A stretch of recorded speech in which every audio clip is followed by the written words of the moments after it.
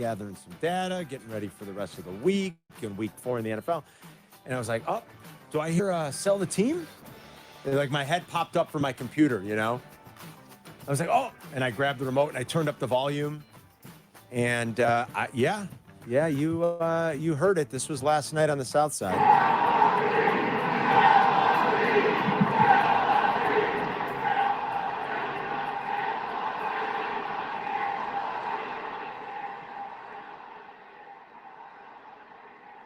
Good one for a crowd of 17,000. Yeah. Like, right? Yeah, I mean, that's boisterous. Yes. I was like, oh, yeah, there it goes. There's a sell the team. So I rewound it. I recorded it. I sent it to the boys this morning. I'm like, guys, I think this is pretty clear as day.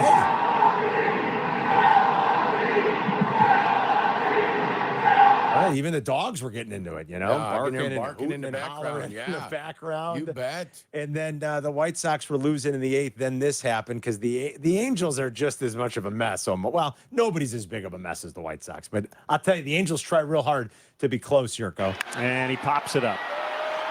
Right side of the infield. Lopez circling now into the outfield. Grass, and it drops.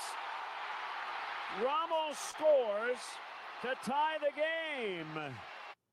I mean, the Angels are 63 and 94, you know. Yeah. So that happened, and then Benintendi, of course. Benintendi with a base hit to left. Sosa will score. Sox have the lead, 3-2. How about that? Len Casper here on your home for the White Sox. Do he and Baez still have like the worst whatever in Major League Baseball? Remember when you had both of those guys, the guys that qualified? Yes, they had the lowest wins above replacement. Yes. Well, you know, everybody keeps pointing out, you feel bad for Javi a little. The minute he went into the DL, Detroit's on fire. Detroit's on fire. Detroit can't lose. Yeah, the minute they got the automatic out of the lineup. He's been on the DL for like a month. Detroit's lost like 3 games, I think, in the last month. I don't know. I mean, Detroit's going to make the playoffs. That's what it looks like, yes. It sure looks like it. They host the White Sox this weekend. Yep. Oh, boy. And it all coincides with Javi going on the DL. So, no, Javi's done for the year. They won't be bringing Javi back. Do the local fans a favor? How do you mean? Do you guys used to, I mean, they were booing. It's like, man, that's a kick in the balls for those players. When I saw this booing news. the players when the Sox won the game. I saw this news last night, and I was like, why would they do that? This is the end of the year. Who cares? So they're not a favorite tonight, but they're like, the Angels are like -115, and the Sox are -102. So not a big discrepancy. No, not at all. But they decided to move Crochet to Friday and put Flexit on Thursday. Yeah, why wouldn't you have why wouldn't you have Crochet start the last game for the Sox fans? No, do they want them to break the record in front of the home fans? Oh, I see what you're saying. I got you. Did they put the worst pitcher on Thursday in case they win tonight? Just because they're trying to do it for the home fans. Let's just do this. Yeah, you might be right. And maybe they don't want like Crochet to be part of the disgrace. Yeah. The ignominious defeat. Maybe you're right. That's why they decided to make that move. I don't know. 17,600 seemed like a decent. Now, it was a dog day promotion. Like Chris had said that yesterday. It was another dog day. I'm like, again? What time they play today? They play tonight at 6:30, right? 6:40. And then tomorrow's a day game. We're off early tomorrow. We're off at 12:30. Todd Furman rearranged his schedule. He'll join us Friday when we're at B-Dubs in the South Loop at the Maxwell on Taylor Street. So Todd will be on at 2 on Friday.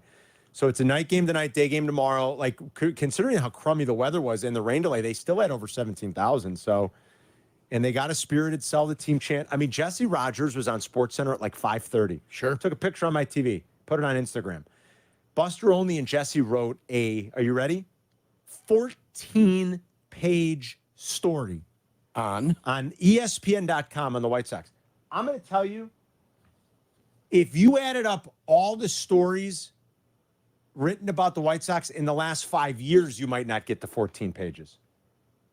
They wrote a 14-page story. The top 2 baseball writers at ESPN, Buster Olney and Jesse Rogers, wrote a 14-page story about how crappy they are and how this has happened. About how 3 years ago, they're winning 93 games. 3 years later, the 2 best players on that team are out of baseball, and one's in the other guys in the minors. Eloy Jimenez in the minors. TA and Jose Abreu are out of baseball. That's what the White Sox do. That's what you call development. That's what the White Sox do. That's what you call development right there. We say this is where quarterbacks and receivers come to die. Please, this is where good baseball players and prospects come to die. Yeah, the South Side. The South Side. Yeah. Yeah, at least you got Pete Armstrong and Shota. You got some good players. Oh, God, we're so excited up north. Well, it's better than what my team's got. No. What we have is Craig Counsell, the difference maker.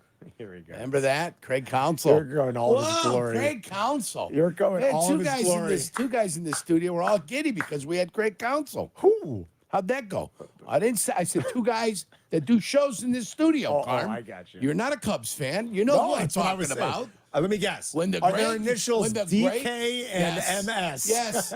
When the great Craig Counsell was signed. Oh boy, that Hoyer's genius.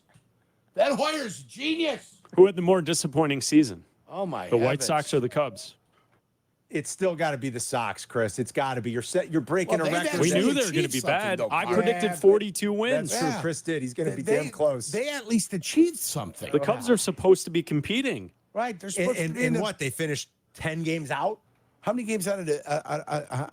I mean, we're in the last week. How When many they- games out of wild card? Yeah, when were they eliminated from the wild cards? Oh, Over the last weekend. week. It was over the weekend. It was over the weekend. We're in the Late final last week. They didn't even get to the final They week. did not make the final week. The Cubs are 6 back of the last wild Were card you spot. guys listening to Waddle and Sylvie yesterday when they played Bruce's question, Yes. Bruce Levine's question Yes. to Chris Getz at the start the press conference yesterday? What was Bruce's question? Come on. Bruce's question was, how much bad luck do you attribute from going from like 95 to 100 losses to where you are now? So How Sylvie many of was those killing losses him. are just bad luck? Yeah, Sylvie I was love killing him. Bruce, but I love Bruce come too. on. I Chris, love how much would it be bad luck for you guys going from maybe 95 to 100 losses to where you're at now? How much would you play into that when you have your internal discussions about what didn't go right this week? Here's what I would say. I love Bruce, first of all. Bruce is a mentor of mine. I love Bruce. Why I'm not sure the question needs to be asked is because, in the way Bruce framed it, I guess, there's no way they're sitting in that office over there thinking, hey, guys, how much did bad luck play into us losing 121, and how do we account for that? You're not accounting for it. Like, okay, nobody probably could have conceived, Chris came close, that you'd set a 100-something-year-old record, or that you'd break a 100-year record, or I shouldn't say that you'd be the worst team in over 100 years. Nobody probably could have predicted that, okay? We did know they were going to be bad. There's probably some element of bad luck. Like if you look at their base runs record and you look at their Pythag record, yeah, they're a little unlucky, okay.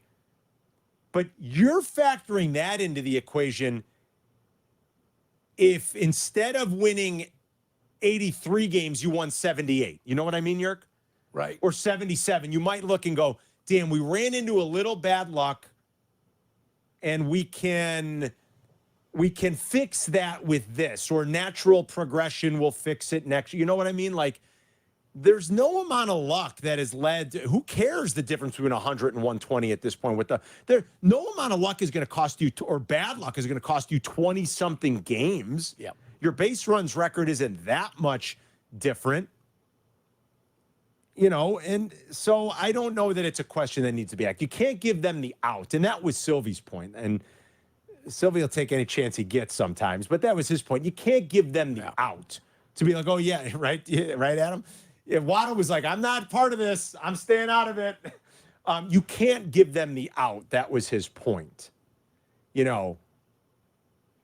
Look, we knew they were going to be bad. Remember we sat in Cork and Carry on opening day? Remember the number I gave you? I told you how many innings their starting 5 pitched in the big leagues last year? Yeah, you told me. Not how many starts they had, how many innings? How many innings? Yes. 43. Yeah. The White Sox starting rotation at the beginning of the year pitched 43 innings in the big leagues last season. Mm-hmm.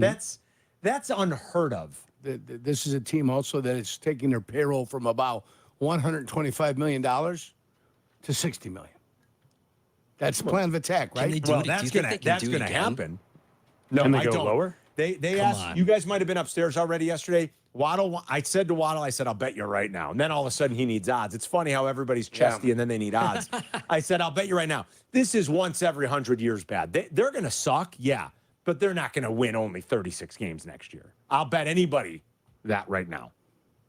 There's you guys. Well, This maybe is the total will be next year. That'd be what their total over will under be. over under next year for them will be 50 games. Well, I bet you Vegas sets it At 50. maybe that'll be interesting.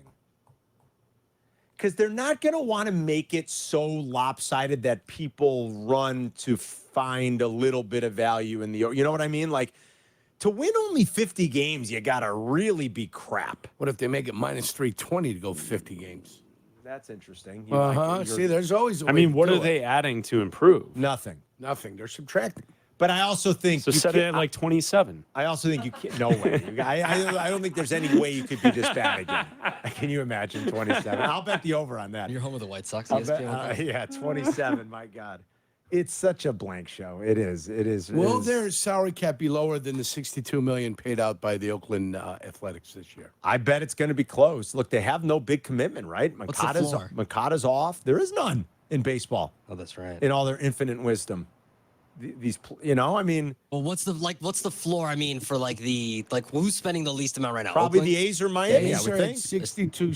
62. Okay. Pittsburgh's at 85. Tampa's at 88. Miami's at 97. Damn, I didn't think Miami was at 97. Detroit's at 98. Cincy's at 99. And now you get to the Washington Guardians. The Washington, no, the Washington. Nationals. The Nationals. Thank you. 106. The I was hoping Carmen went, no, the Indians. no. The Tigers are going to make it with a $98 million payroll. Yeah. Good for the Tigers. $98 million Most of that being eaten up by a guy that they can't play.